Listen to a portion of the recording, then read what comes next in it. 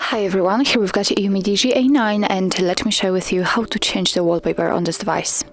So firstly we have to enter the settings, and now let's tap on the display. Here we've got the wallpaper option, and here we've got two different albums from which we can choose the wallpaper from. We can choose it from Google Photos, but actually it is your own gallery if you've got the Google account added, or the wallpapers, and here we've got some defaultly installed ones. So let me pick the wallpapers, and as you can see here we've got some options from which we can choose.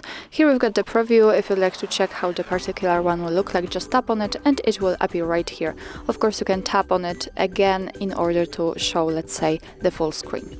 What's more, at the very left you've got your own photos, so actually you can tap on it and you will be transferred to the gallery.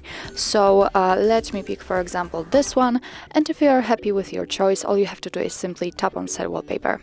You can choose where you want to set it. You can set it as a home screen, lock screen, or both, and I think I will pick both, so simply tap on it, and now we can go back and check, and as you can see it has been immediately applied to our home screen.